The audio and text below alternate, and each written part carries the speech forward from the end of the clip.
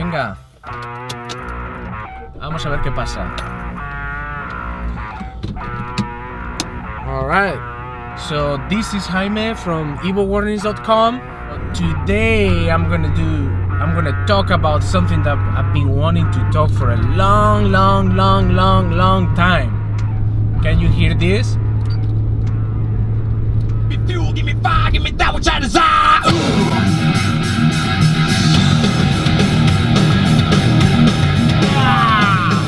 Yes, it's Load and Reload by Metallica. 2 albums that, to be honest with you, I'm not trying to troll you, I think they're fantastic. Okay, let's go and talk about why for me Load and Reload are very good albums and why I think that they're very important albums in Metallica's discography. First of all, I think Load and Reload are the last albums where you can really find a great production in a Metallica album. Just think about the albums that came after Load and Reload.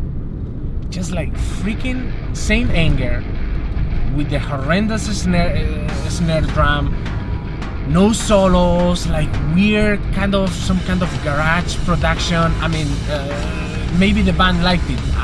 I didn't, and I think that album is not gonna age well because the production is so strange. Then Death Magnetic, horrendous job with the mastering. They did something horrendous there. It sounds all super compressed and I think it has some very good songs there, but if I have to listen to that album, I only listen to the Guitar Hero version that was flowing all over the internet. And anyway, if you don't see my face, it will be probably better.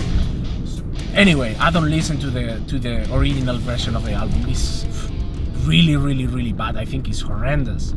So yeah, that's why Load and Reload continue. I think they continue the same production as Metallica had on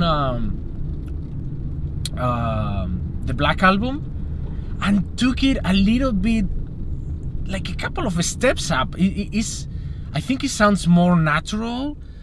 I love how heavy everything sounds. Like, let's see what's here on Reload. I love this track, for example, from Reload. The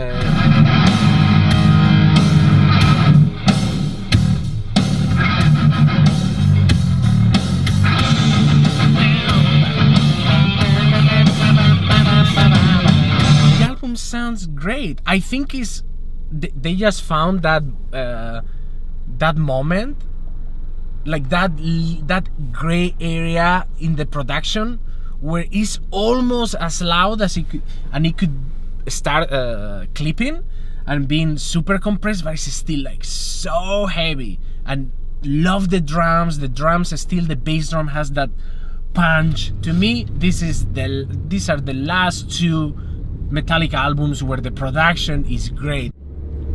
Another reason why I think these albums are really good. Metallica has done some kind of like weird things during their career, like for example that Mission Impossible 2 song that they did. They did this song with that rapper J. Rule or whatever his name is, that is horrendous. The orchestra album, the album with Lou Reed. So they have done quite a few experiments here and there, but I don't think any of those have been successful. The most experimental and the best albums that Metallica have done, where they showcase their musicianship, like trying new adventurous things, are Load and freaking Reload, man.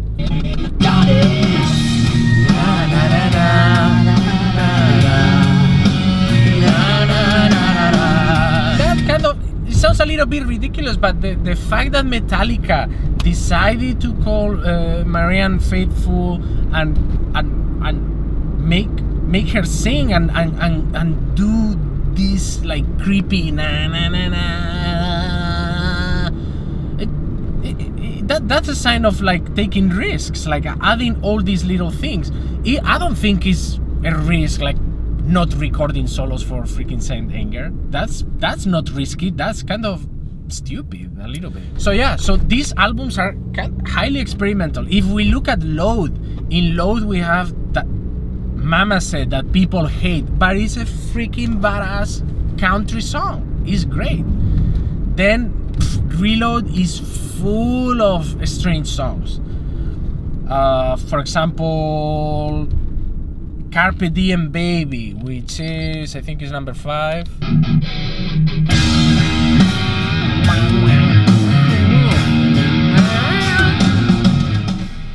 Now it starts with the vocal melody.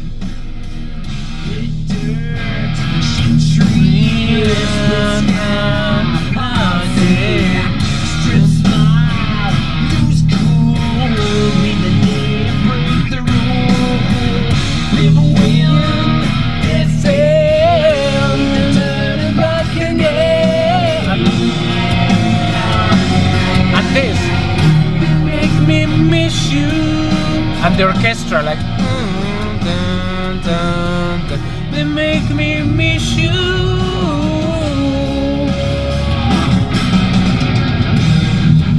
Oh.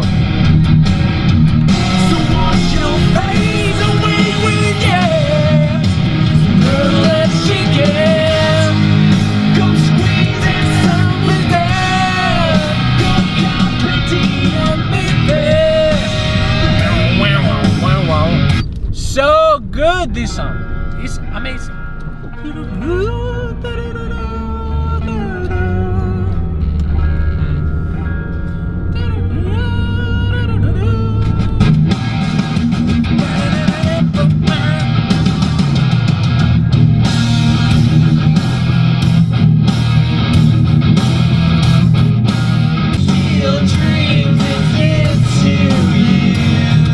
Come on, man.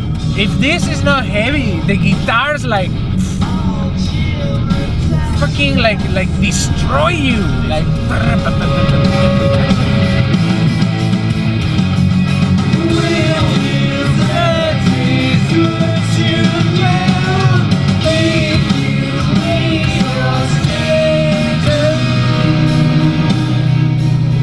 These two albums are full of great melodies, like Metallica taking risks, creating atmospheres, and being just like a creative band. Another thing why these albums are groundbreaking. I think these are the only Metallica albums where Lars is playing the ride. He plays the ride in 3 songs on Load, which are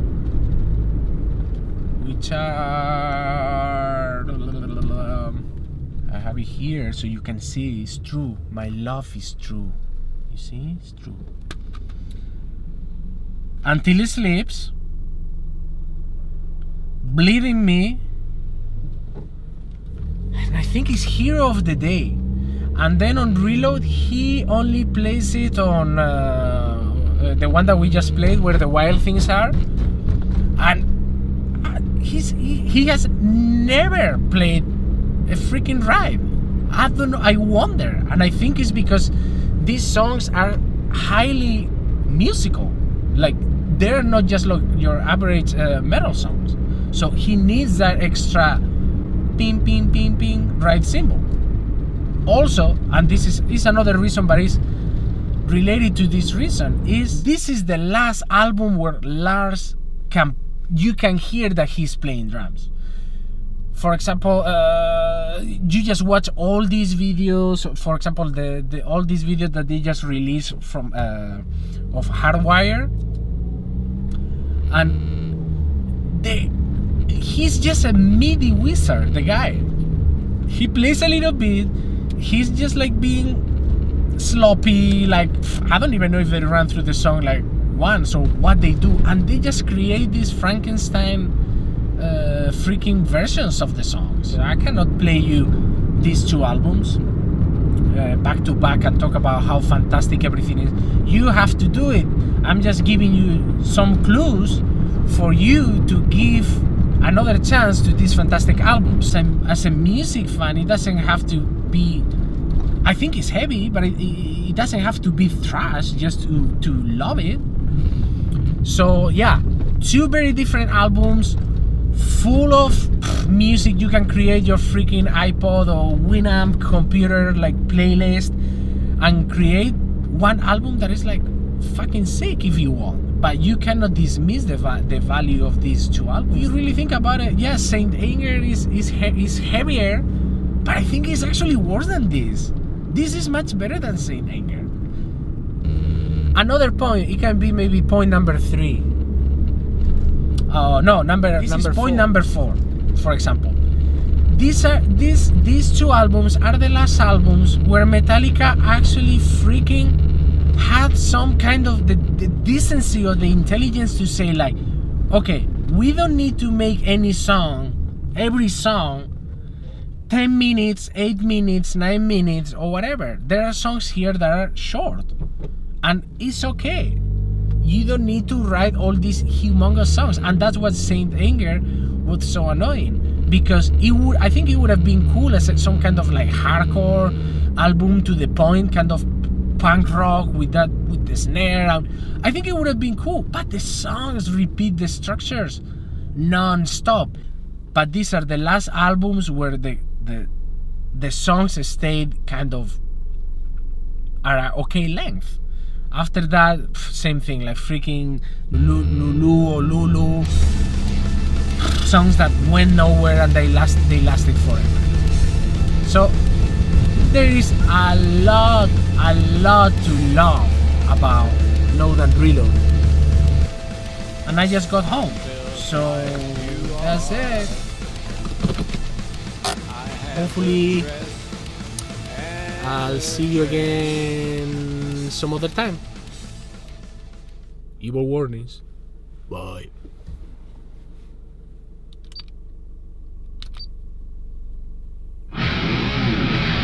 Oh yeah!